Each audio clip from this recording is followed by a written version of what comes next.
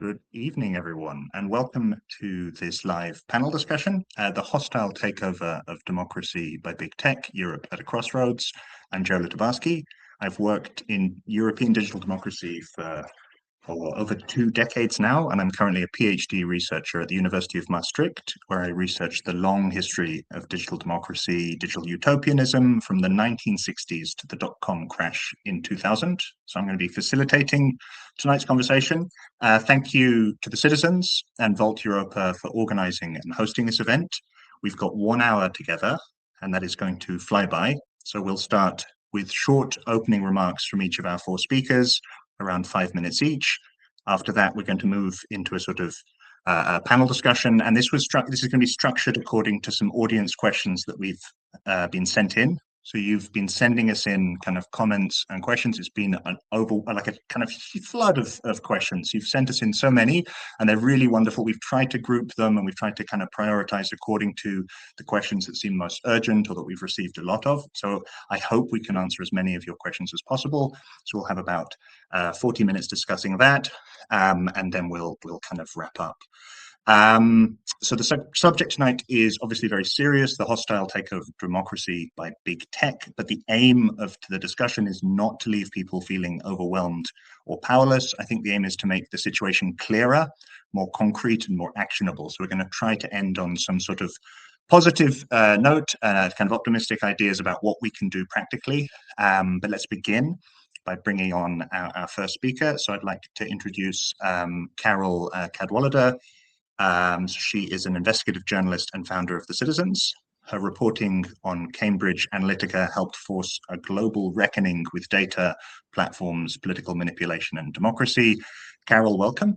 Hello. Hi, Joe. Thanks for hosting this. I hate opening remarks. Whenever anybody asks me for opening remarks, I'm like, can't we just start the conversation? And also I was like, oh, where do we even begin with this subject? I find it very lovely to think of a sort of start place for this. You know, I've been on this beat for 10 years. And, you know, 10 years ago, I had a sense of absolute urgency about what we could see happening and the role of the Silicon Valley tech platforms in what we could see was a sort of rising, you know, global far right movement, and the ways that it was facilitating that. And you know, that alarm has never gone away. And now, instead of, I would say, it being in sort of, you know, supporting and amplifying a global far right insurgency, it now, I think what we can sort of say is that it is the insurgency, it is the global far right insurgency.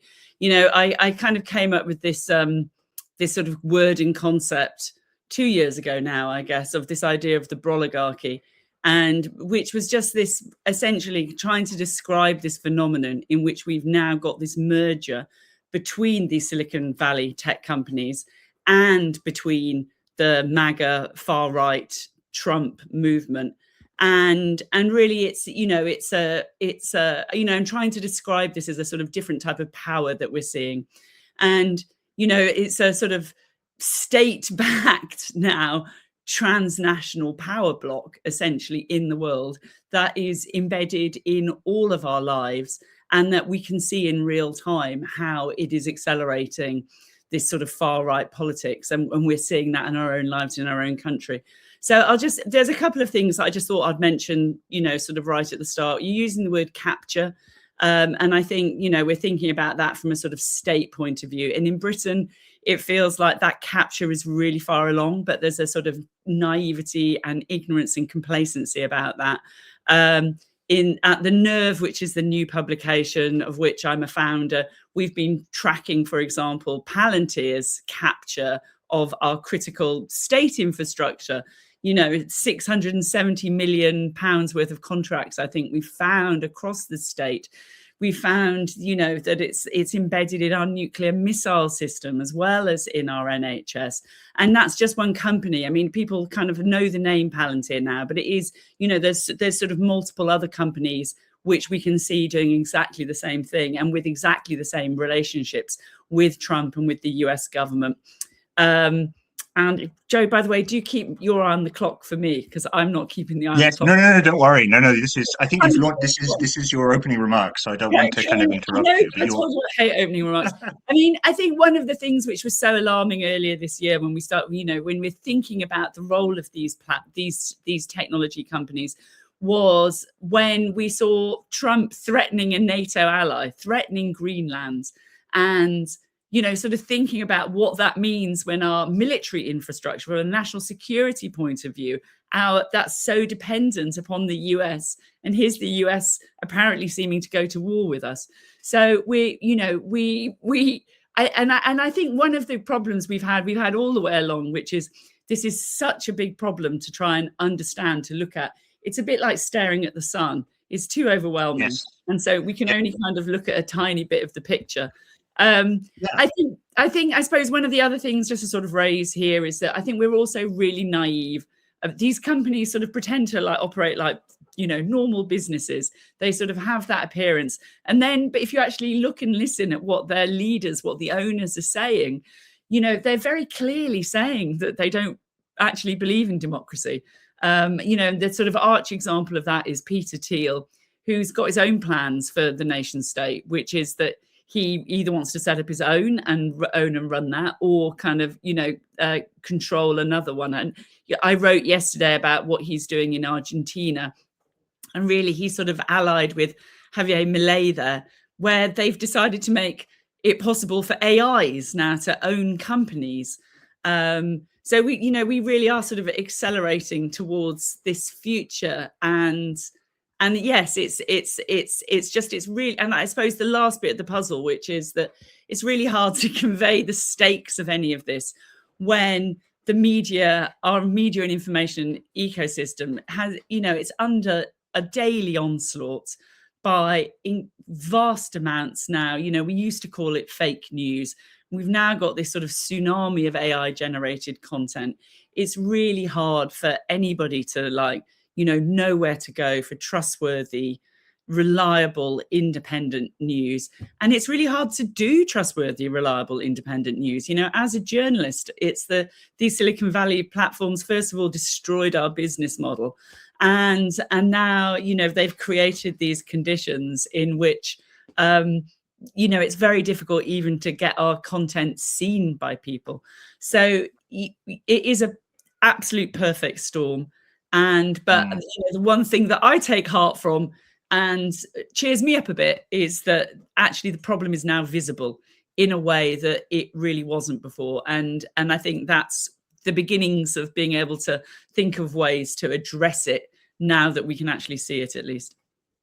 Yeah, how was I on time? Okay, that was perfectly timed. And also, you say you don't like opening remarks, but you did it very, very nicely. So this I think this sets a lot of, the idea of kind of this being so overwhelming, and it feels like kind of staring at the sun, and it involves, the degradation of the public sphere. It involves, the media is involved, and the new technologies and ownership and all these kind of huge kind of issues. I think what we'd like to do is keep hold of that sense, try to kind of keep hold of that sense of clarity. So Carol has also called this a digital coup, I think, which is a kind of clear hostile takeover is the term that we're using here. What does that mean? We'll get into that a little bit. I'd like to bring in so hold in mind Carol's kind of opening remarks, but she's put some things on the table. We're going to put some more things on the table before we start making sense of things with the discussion. So I'd like to bring on Roger McNamee, who is our next speaker. Roger, hello. It's a great pleasure. Thanks for having me here, Joe. So for everybody who's watching this, I first came to Silicon Valley in 1982. That is to say, back when dinosaurs roamed the earth. It's before the personal computer. So I've watched all this. And the thing to understand is that Silicon Valley did not used to be this way. I went in 1982 in response to the call to action of Steve Jobs, back in the era when Silicon Valley was essentially a combination of the values of the space program, that can do, positive, make the world a better place, and hippie values that had come from Atari and Apple, which were really about empowering people and using technology to make the world a fairer, safer place.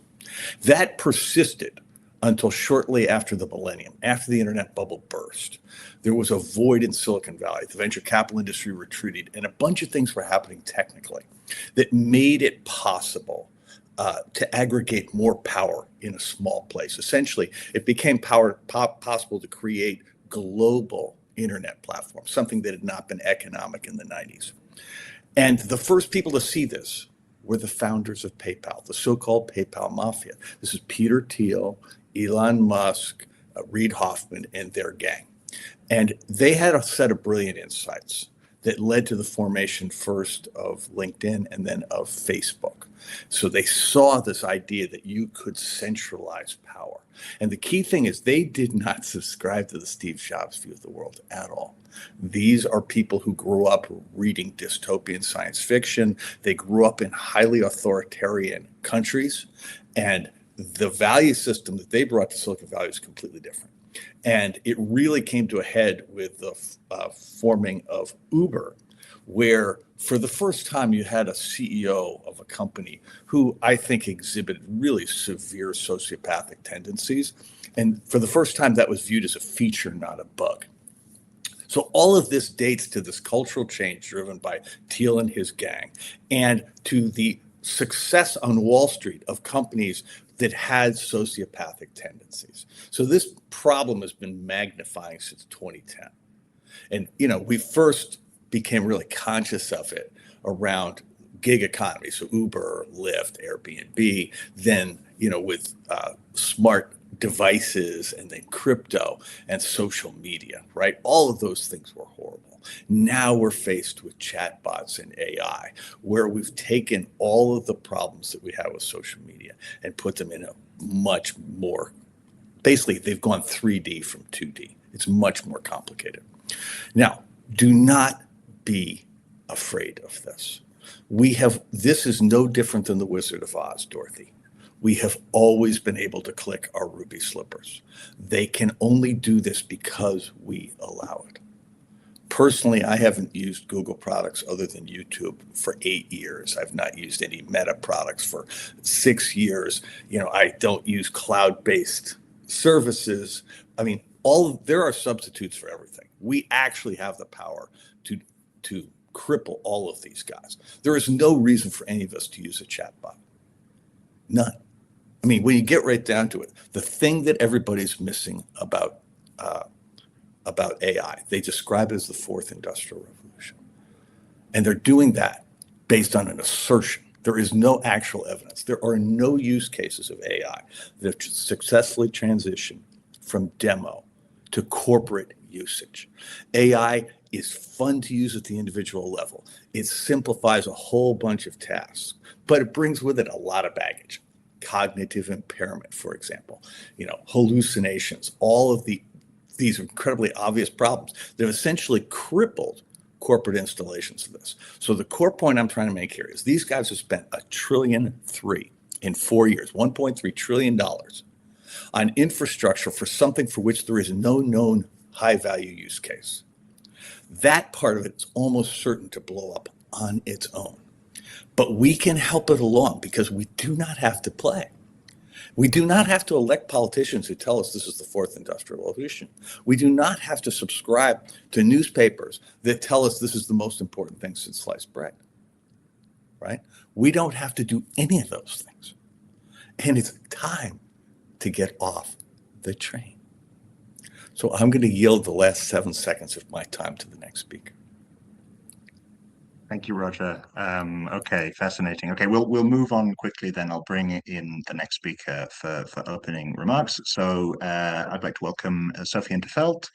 Sophie is one of Europe's best-known liberal voices on privacy, civil liberties, democracy, and the rule of law. She served for 20 years in the European Parliament and has worked extensively on digital rights and democratic accountability. Sophie, welcome, and I'll give the floor over to you.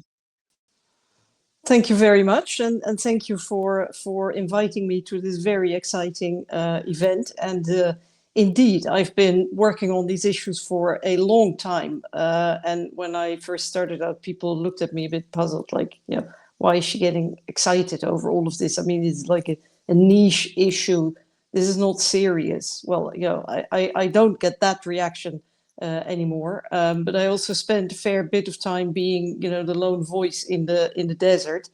Whereas now I spent my days saying, told you so, told you so, told you so. But I think the good news is, folks, we're going to win this battle. We will win this battle. I very much concur with Roger's words, and I entirely understand what Carol said. It's like looking into the sun. It's so big. It's like you don't know where to start. And I think this is the feeling that many people have, that we're small, we're powerless. We're up against something so all powerful that and so unique that we don't know how to beat it. And people are just paralyzed with fear, I think, or they feel powerless. But I think we don't need to feel fear. We shouldn't panic, but we do have to act. We have to start moving. First of all, about the sociopaths mentioned by Roger. There are many examples in history where we have been run by evil, very powerful sociopaths. And yes, it's true that the technology that we have today is the new element, but it's let's say the specifics which are new. The general situation has occurred many times in the past. Indeed, if you look at the recent history of the current EU member states, half of them not very long ago were military and communist dictatorships with a very heavy, violent, oppressive regime, and they were beaten by the people. So it can be done, and we can do it again. The only question is, how long is it going to take?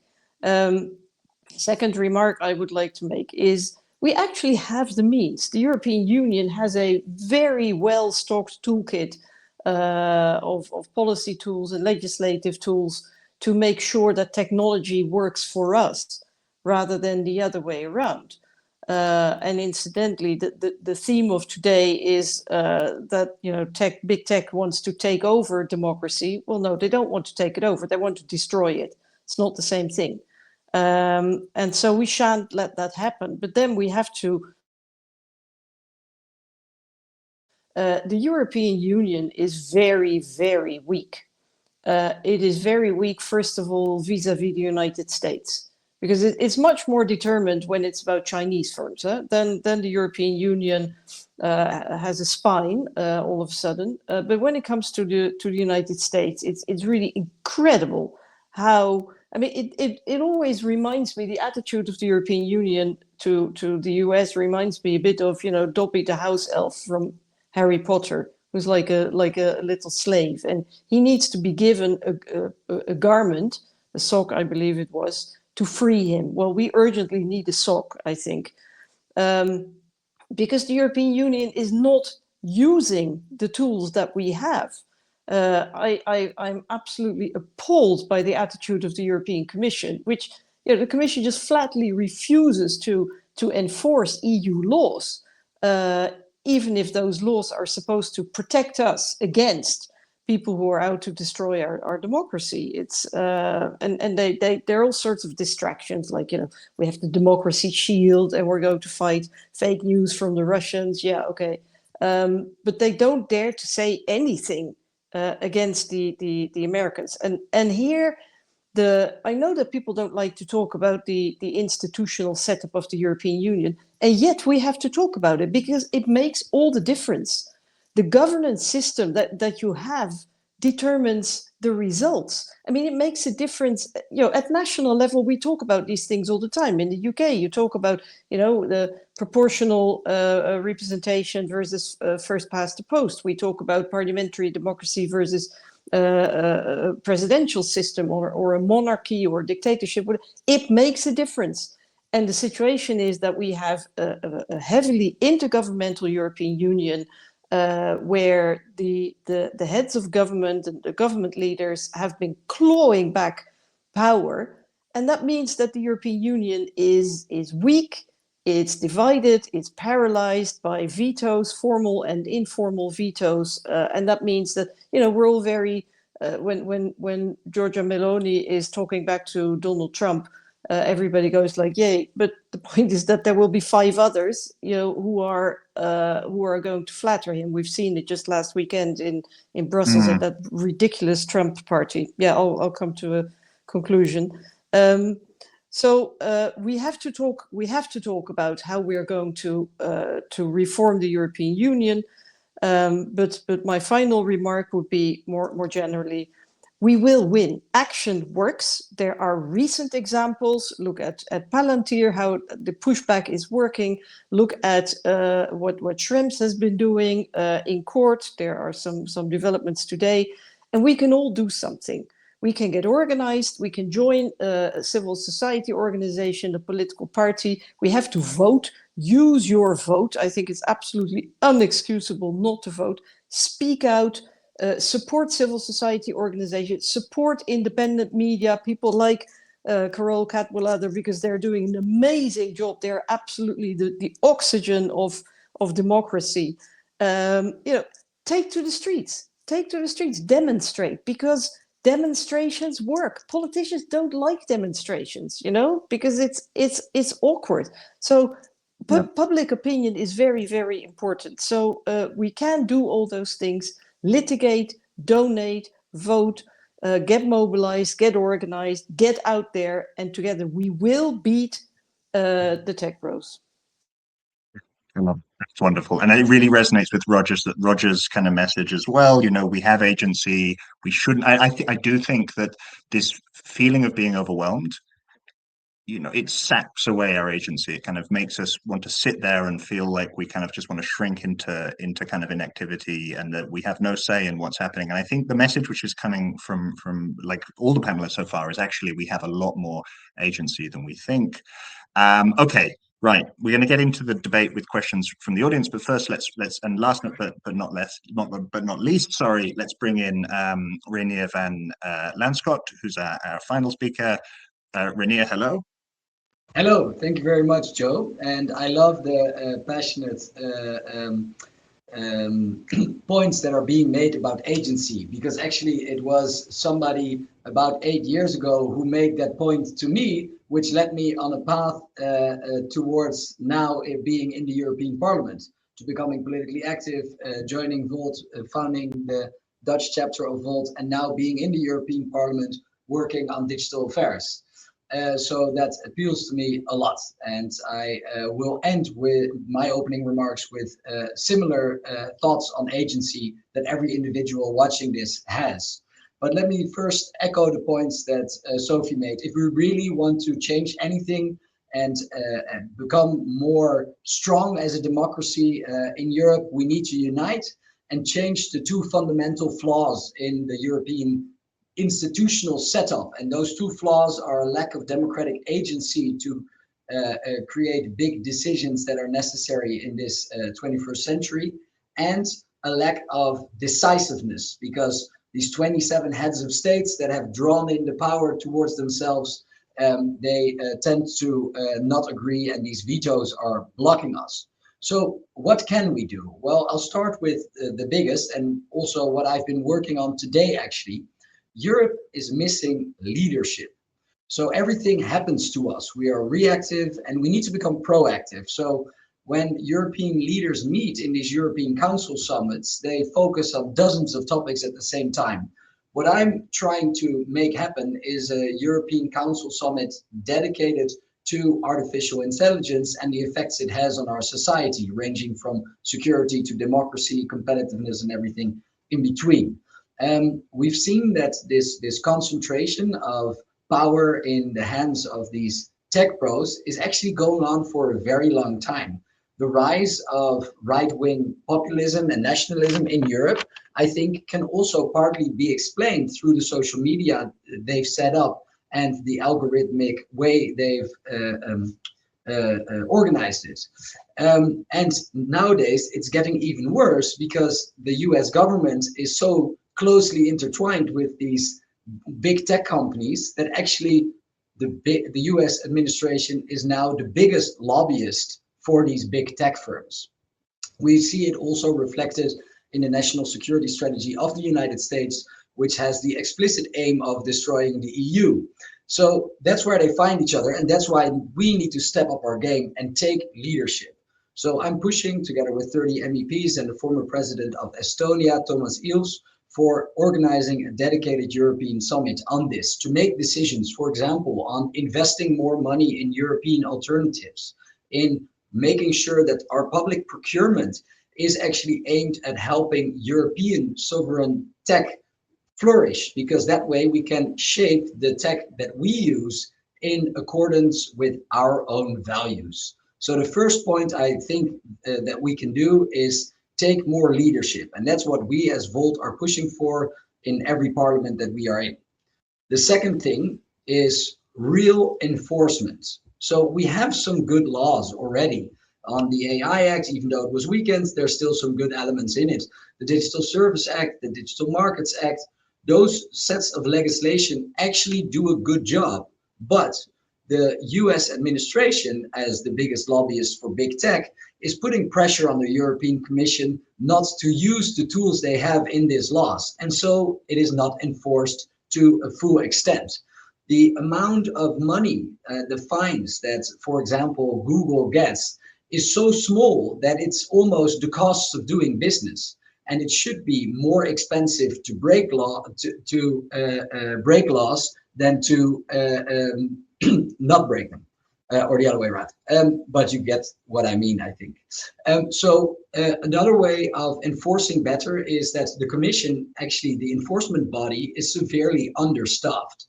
So I'm in favor of creating an independent digital authority that does the enforcement and that can be less put under pressure than the Commission can be put under pressure nowadays.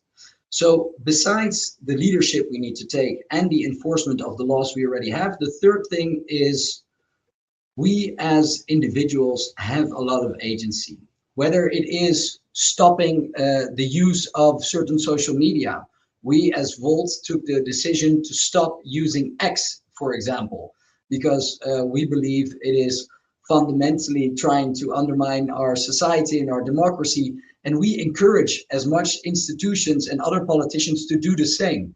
If you write letters to politicians and ask them to get off of X, these things matter. I can give you an example. There is a law about chat control. I will not go into details of it, but maybe people here know what it is about. It's about basically screening messages that are sent even before they are sent. It was almost going to become a law, but due to big organizings from civil society, I've received thousands of emails, and I was happy seeing them because I also did not want the chat control law to become a law, but it's because the civil society engagement and these thousands of citizens writing messages to politicians like me that in the end, it did not end up in the way it could have ended up. So it does matter if you set these things in motion and reach out to your elected officials. It also matters what you do yourself. I think the plea to stop using any big tech or AI is a good one. I find that sometimes difficult, but I try to move from WhatsApp to Signal more. I stopped my professional ChatGPT account when I noticed what OpenAI was doing and the negative effects it has. And these small things actually, in the end, matter a lot. And what I always find beautiful is that sociologists have discovered that your actions do not only impact the direct action you take, but also people in your environment and the friends of friends. So with your actions, imagine you tell to colleagues, oh, I've moved to Signal, they will tell others, and those others will tell others as well. So with every action you take, you will influence people you've never met. And that's another point of agency we all have in winning this battle. Yeah, no, so much of this is about will, either a political will at the kind of state level. So states have more agency than they think. They have the tools. They often have the kind of the toolkit that they need. It's about using it. But individuals also have perhaps more agency than we recognize. And especially if we kind of come together and act collectively, we have a lot more agency. And I think we should celebrate our successes, absolutely, in resisting the kind of hostile takeover. But let's open it up now. Okay, so we have about half an hour. So we've started with our kind of opening remarks. I think there's a lot of really rich stuff on the table, which we can kind of get into. But I want to lead with the question that kind of jumped out at me. I thought it speaks so much to actually what has already been discussed, but I'm going to put it anyway because it was a really striking comment. It's comes from, I don't know who it's from actually, the names aren't attached to the comments, but it says, how will the young generation be able to recognize that what we are going through now, which is perhaps the only thing they have experienced in their lifetime, is not normal? Right, that's a sort of staring into the sun question. This is not a normal period of history, right? I think if we have grown up, I mean, at least perhaps those of us with longer memories will be able to remember the collapse of the Soviet Union, the kind of 1990s, the sort of turmoil of the 90s. Going back further, there was a lot of kind of instability in the 60s, late 60s, early 70s. But this is, with the energy shock in the 70s, the various energy shocks. But this is a period that we could describe as kind of poly-crisis, or, it's just a kind of non-stop feeling of crisis, which has sort of been normalized, and it's not normal. And if you're young, you're coming into this. Maybe it is the new normal. I don't know. I just want to put this to the panelists because I think it gets at this feeling. Maybe I can start with Carol. Can I put this question to you? I think the kids are okay. I think they've got it. I cheer them on as I see them walking out of these commencement speeches by Eric Schmidt.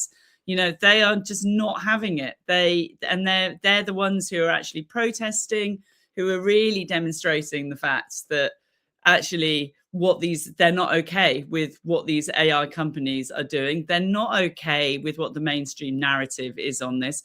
They're not okay with the fact that they're being told they've just got to suck it up and they're just going to take their jobs.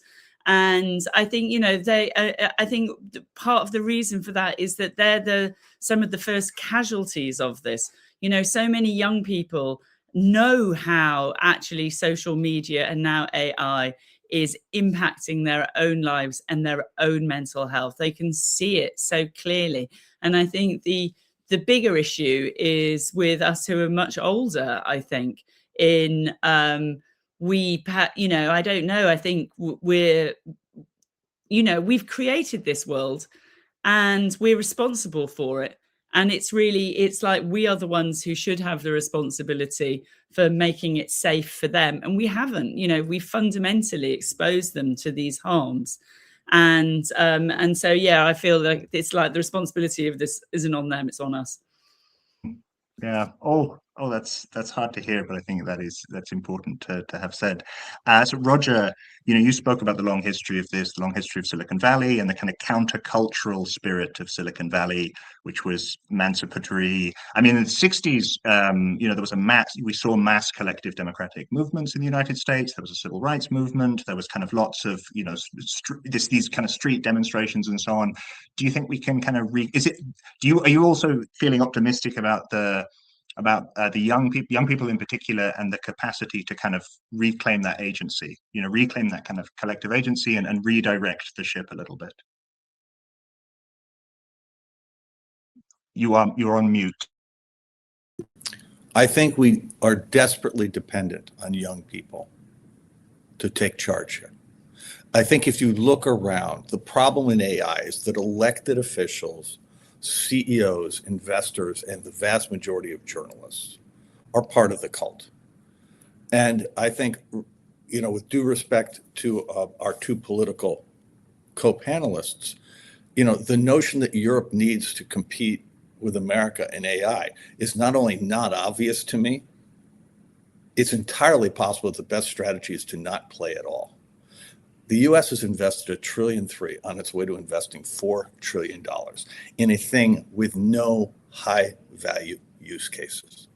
There is not a snowball's chance in hell that these guys are going to get a return on the money they've already invested, much less what they're planning to invest from here.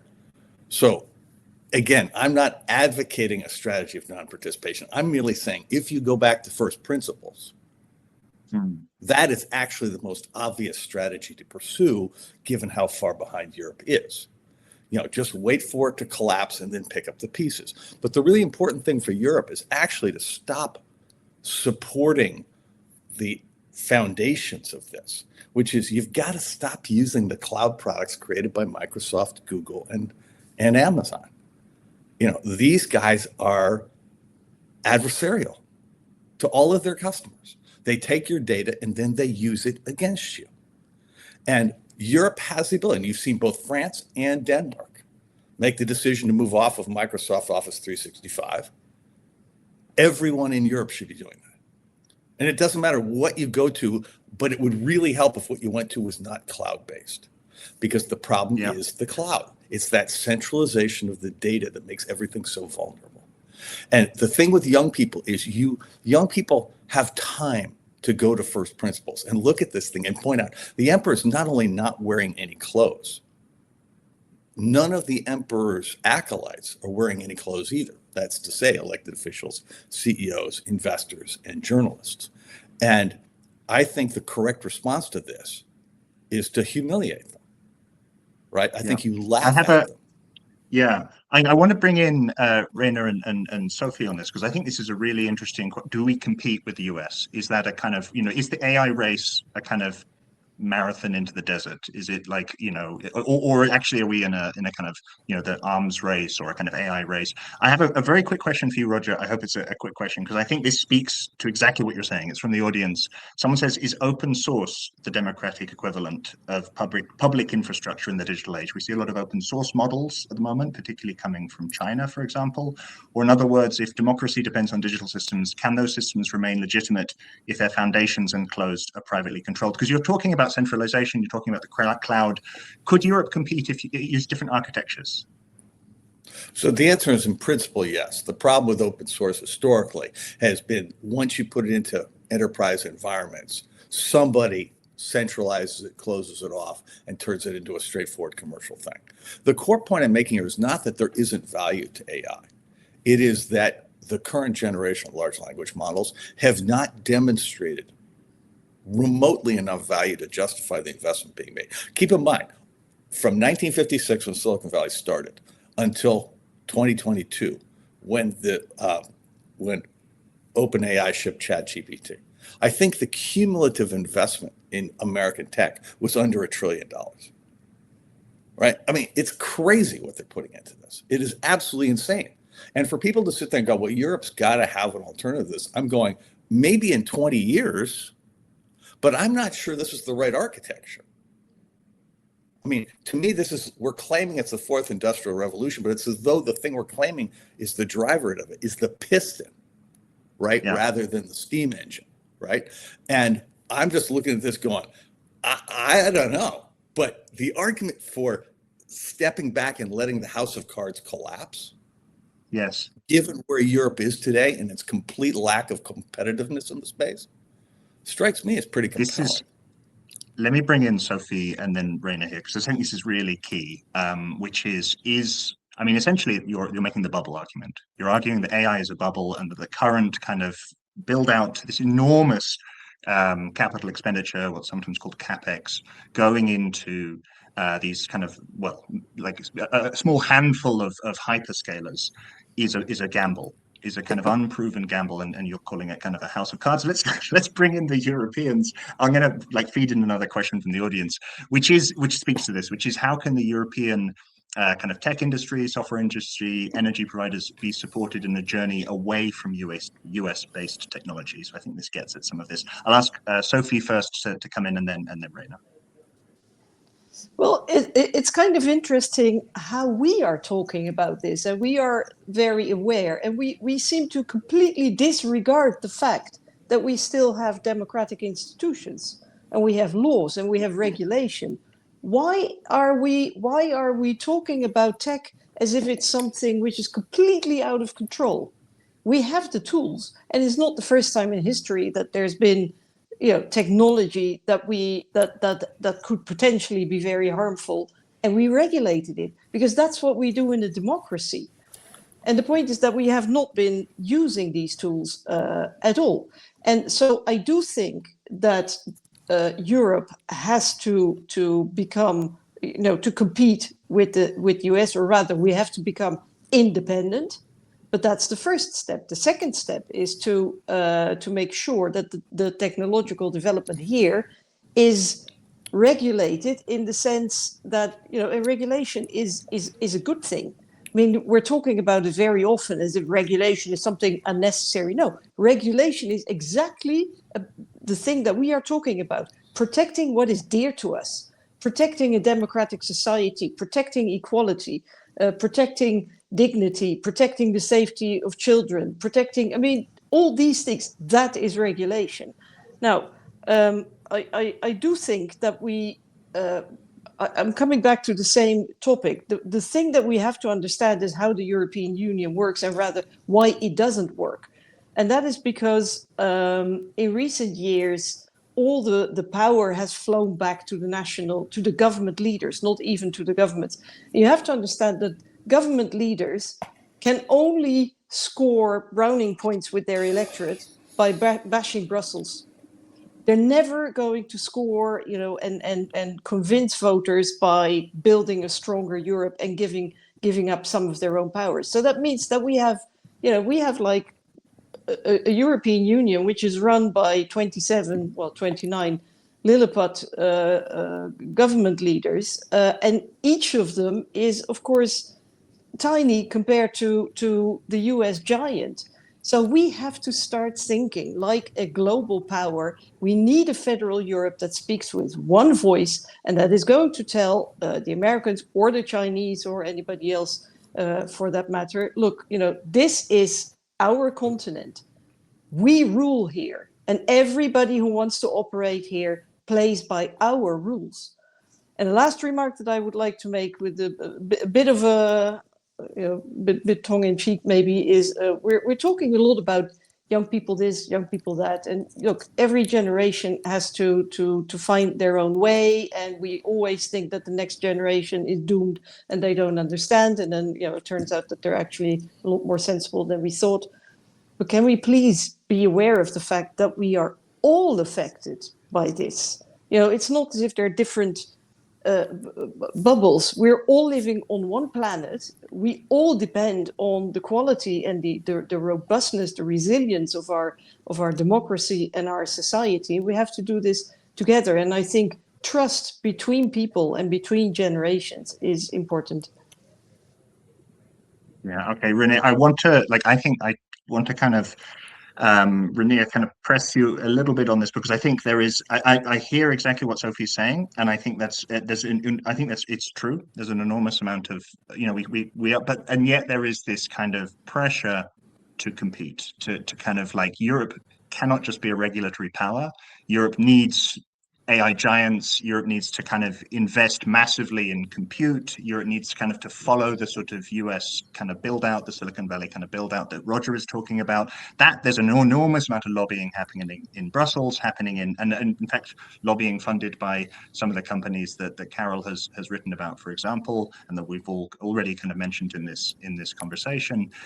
So what's Volt Europa's perspective on this? What's your perspective on this? Like, can we regulate? Or as I'm speaking, I mean, kind of the European Union here, but government, states more kind of generally, or do we need to kind of be players, be kind of active in kind of, you know, state industrial policies, kind of big kind of collective action to kind of produce European technology, a kind of European technology base? Thanks. Europe is a regulatory power and should use that power because it's there to protect people and nature. But we are not just a regulatory power. We are way more than that. Europe is by far the best place to live, the highest life expectancy, highest education level on average, the most equal opportunities in the world. Not as equal as I would like to see it, but it's better than in other places of the world. So we also are a massive market. So we have a lot of strengths outside of the regulatory strength, and we should use them all. If you look at it as a competition, there's a former MEP who wrote a book about AI, Marieke Schaake, where she says we need to stop framing it as a race, because then people will say like, oh, for a race, in order to win it, we will have to make some sacrifices, blah, blah, blah. And we need to see it in a different lighting. And that appealed to me.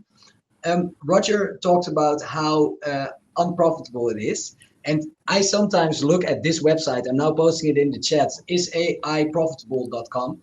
And there you see all the investments that have been made and all the money that has been made. And indeed, it is a sum so big that it's hard to comprehend. And if you look at the last funding round that Anthropic raised, it was $65 billion, I think, or euros. Anyways, around 70 billion. And that's similar to everything that was raised by all companies in Europe in 2025. So that means that even if we wanted to, we would never be able to compete in this same area with this amount of money in building larger LLMs next to the chat. Also, I don't think it is necessary. I think we can choose that there are certain areas where we can become experts and front runners. Similarly, like the power we have with ASML, there should be other areas where Europe decides to lead and become the best in the world, and through that create some codependencies so that we are stronger. Last but not least, about the European cloud. So one of the reasons why we are totally now using Microsoft and Amazon cloud service mainly is because in the public procurement of Europe, there is a rule that there are several factors you need to look at, and one of the decisive factors is the cheapest options. And with that, the European smaller competitors find it very hard to compete in those public procurement tenders and win. That's why in the Cloud and AI Development Act, there is now a proposal from the European Commission to make sure that during this public procurement, we don't only look at price, but also on how sovereign the European tech is. And I will work on it. And if I will have my way, I will make it way more European, so that it really has to be European sovereign tech all the way in this public procurement. And by the way, this is also one of the ways that the US, with large tenders and large contracts, made these companies as big as they are now. And that is a way to actually then make sure that in 5 to 10 years, we have European alternatives and our own cloud services and our own data storage ownership. So I hope this answers your question. Yes, no, it's reassuring to hear as well the sort of more skeptical or pragmatic noises you're making about AI, which I think hopefully Roger is nodding along to those. I want to bring in another question as you put this to Carol again. We'll kind of go around again. This one, because I mean, talking to both Rainer and Sophie, I mean, one of the elephants in the room here is the, you know, Rainer and Sophie are talking about the European Union as a regulatory kind of power, and the UK is not part of the European Union. So Brexit is this sort of constant like elephant in every single room when the UK and tech are being discussed. So Carol, I'm going to put another question to you, which is from a UK citizen who says, you know, what can we as citizens do to protect the UK's sovereignty against big tech colonization? So again, speaking to this question of individual agency, but then maybe just to kind of like queue you up with two questions. There's another one from the chat, which is, I'd like to know, how can we organize effectively when it's hard to know what is true and who to trust, which kind of undermines, you know, the basis of a public sphere where people get together and have kind of established facts that they can discuss and rationally kind of deliberate over. That sort of, in a kind of post-truth environment, that sort of information environment is being kind of attacked by social media, by kind of algorithms and so on.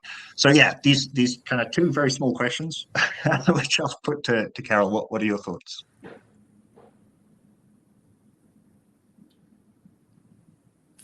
You are muted. I was saying I was just really enjoying listening to everybody else actually, and just like sitting back. I've been very much enjoying looking at the comments in the chat actually as well. There's a lot of very expert. Before we started, I was like, look, everybody, got to remember it's going to be a very mainstream audience who won't understand these, you know, starting out really not grasping these issues. And of course, it turns out that the audience actually is expert in the rest of us. And just on the issue about Britain is that, you know, there's somebody, I don't know, it might have a bit noisy, there's a bit of typing going on in the background, but, you know, we celebrated, use that word, Brexit, the sort of 10-year anniversary last week. And of course, Britain is weaker in so many ways, and it deliberately weakened many of its like data laws, for example, when we separated from the European Union. And we've been in this position where we've made separate trade deals. And, Peter Mandelson, the now disgraced, came back, helped put together this thing for Keir Starmer, the tech prosperity deal, which was really, it was a terrible quid pro quo in which Starmer was desperately trying to avoid tariffs. And the way he did that was to sign up for these really terrible set of deals with these different Silicon Valley tech companies. But the thing is, at the moment, we're fracturing. The political landscape has fractured once again in Britain. We've had this sort of instability now across a decade. And, in these openings with a new leader who's trying to, make a point of difference, there is an opportunity now. I think we're all very curious to see what Andy Burnham is going to do. There is pressure on him now because of the fracturing of our political landscape from the left. So, and actually there's some, what's amazing is that in this space, I find myself aligned now with people on the right as well. I was very outspoken against, they were trying to introduce digital ID in the UK. They still are, but they're just sort of reframing it. And I found myself with the most unlikely allies in this. Nigel Farage and Rupert Lowe. I think it was like a really bizarre sort of feeling. But I think the fact that there are these non-partisan arguments to be made is actually, is a point potentially to build from. No, and in fact, this reminds me very much of the conditions in the 60s, as I was talking about. The kind of mass political movements would things like the civil rights movement would require strange kind of bedfellows, strange partners, unlikely kind of coalitions to build up that kind of critical mass to have kind of agency. And I maybe we can see some of this happening again. I don't know. Roger, the chat is amazing. I'm looking at the chat. There's so many questions coming. I'm going to put a question to you, Roger, which has just come in. Specifically for you, it says, Lauren Tracy, I'm a US tech founder. This comment is for Roger. There are growing ways to set up the legal structures of tech businesses so they cannot be solely driven by money. I think the question is is this about like for-profit capital driven, is this Silicon Valley meets kind of techno-capitalism, a sort of cyber libertarian kind of ideology, and that's what's happening? So could we have, because they are impacting the emotional, social, physical health of customers, I think this can be a way to regulate future companies in the US. See Patagonia's legal structure as an example. I'd love to discuss this further with Roger, and then kind of leaves an email address. I'll leave Roger to see if you pick up on that. But what would you say to Lauren, Roger? What's your kind of thoughts on that? So I was actually responding to Lauren when you raised this question. So first of all, I think the problem in the US is a problem of values, that the US used to believe in things like empowerment and democracy and equal opportunity, and now it believes in wealth. And we have developed this massive cult of wealth. And I think the UK has enormous envy of that. And so it has picked up many of the trappings of it.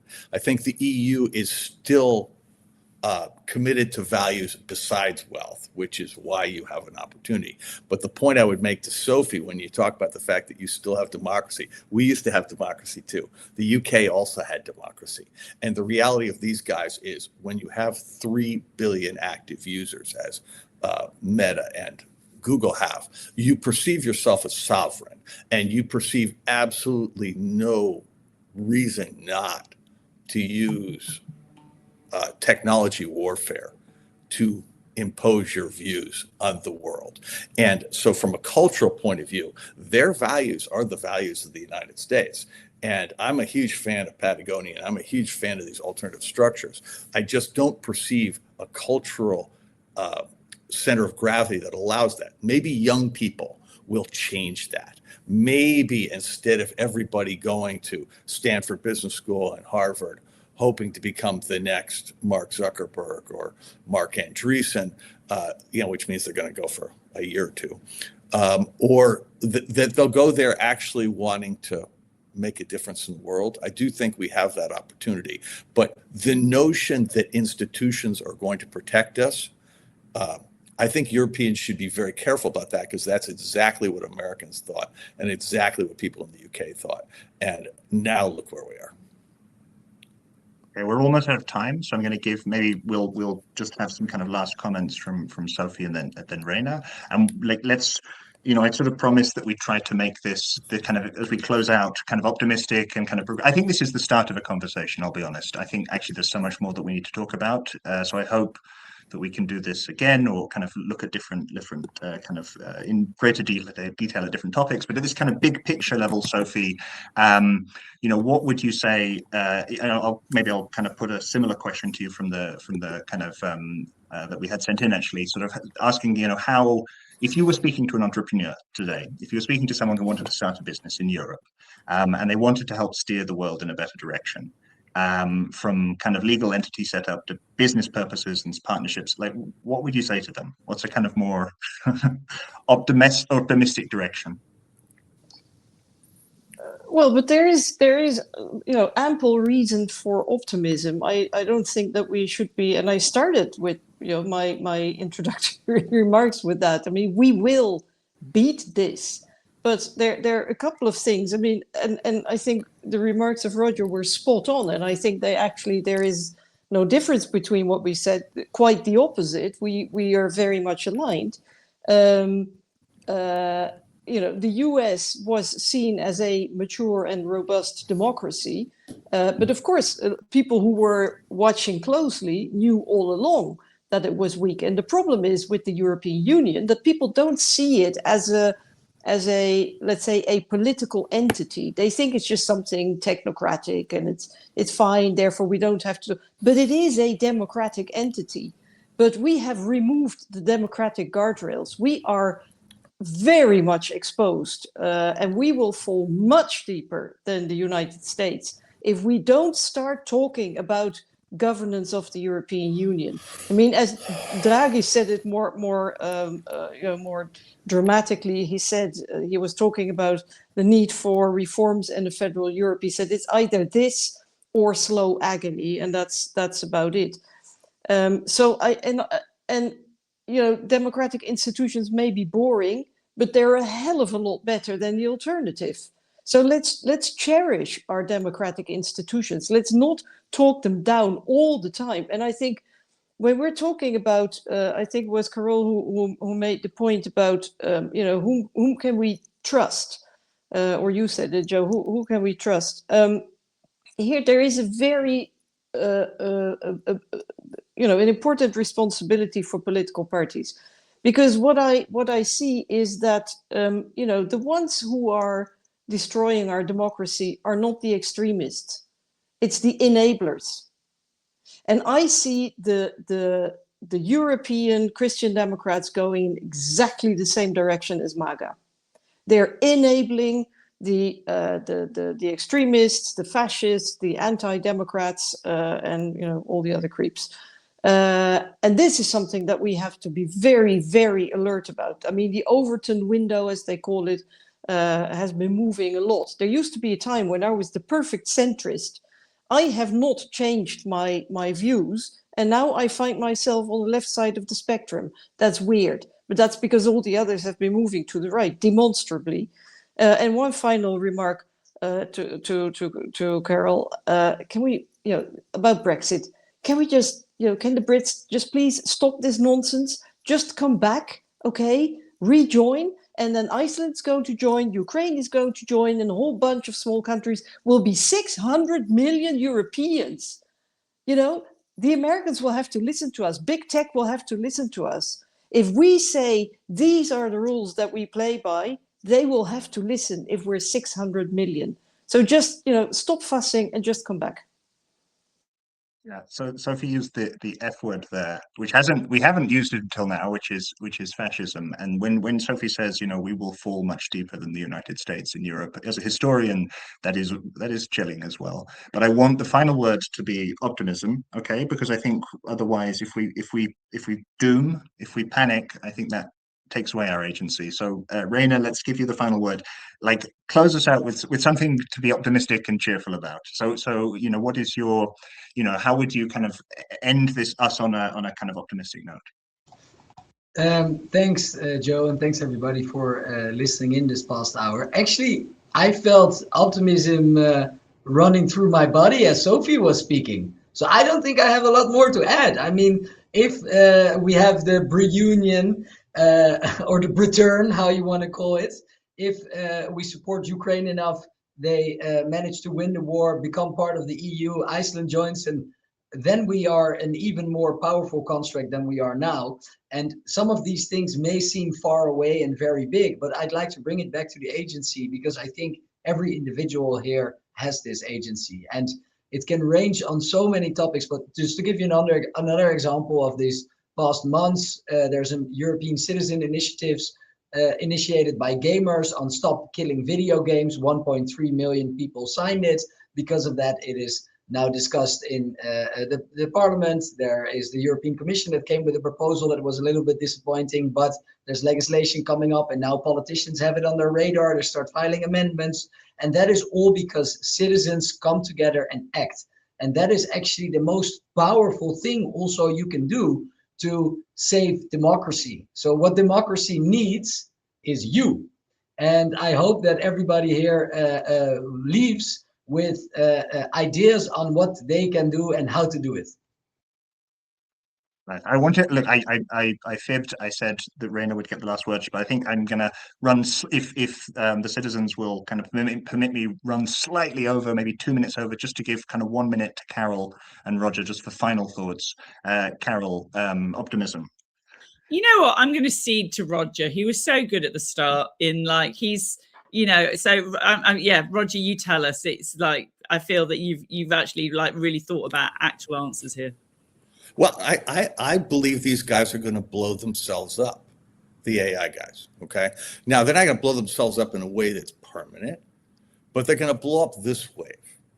And I don't see any way around that. And that is going to give us a period of time in which we can put alternatives forward and act collectively. The politics of the United States, the politics of the UK are such that when the thing blows up, we'll do exactly the opposite. We'll bail out the guilty party at the expense of the innocent, right? But the EU doesn't need to do that. And I think that is your superpower. And I would just strongly encourage you to, again, be less focused on solving for a strategy in AI, and more focused on protecting your democracy, more focused on what are the values that you want to live by. Because in the United States, the only value that matters is wealth. And when you get into a situation where only one thing matters, then nothing else matters. And that's how you wind up where we are. Don't go there. Okay, and I've called to action at the end. Look, the chat was incredibly, there's so many comments in the chat, really high quality as well, lots of literature being shared. Marion asked, can the chat be saved and sent to us afterwards? I had no time to listen and read everything at the same time. I think that should be the case, so I'll leave that to the citizens to kind of to sort out. Thank you, everyone. Thank you to the panel for spending kind of the hour kind of trying to make sense of this. It's like staring into the sun, but I think we found some kind of like sunglasses, or we kind of looked at, we managed to somehow kind of feel around, the thing that is concerning all of us. And I think that was really clarifying and very helpful. Thank you everyone for watching. Roger. If everybody wants to actually read and learn something, 2 books. Empire of AI by Karen Howe, which is the inside story of OpenAI. When you're done reading this, you will understand what a collective group of morons we're up against. The second thing to read is Prophecy by Carissa Veliz, which is a philosophical work which explains how it is that these guys have created the cult and sustained it, and how to stop it. These 2 books, seriously, they'll take you 2 nights each, and at the end of it, you will have a much more optimistic view of the world. And I would add someone who's already added David Columbia's Cyber Libertarian. Oh, Raina, sorry. Could you say the name of the author of the second book, Roger? I didn't. Carissa Veliz, Veliz. She's a professor at Oxford. This is going to go in show notes, I'm sure, so this will be circulated to people. David Columbia's Cyber Libertarianism has also popped up in the chat, and that is an excellent book, and I would really recommend this as well. The work of Fred Turner, So cultural historian of Silicon Valley is also excellent. There's a reading list that can be. No. Well, okay. Well, me and Roger will have to disagree on this, but regardless, do take the time to kind of read, to educate yourselves. Thank you so much for paying attention. We had your full attention for an hour and 5 minutes. Apologies for going over, and I hope that we get to do this again.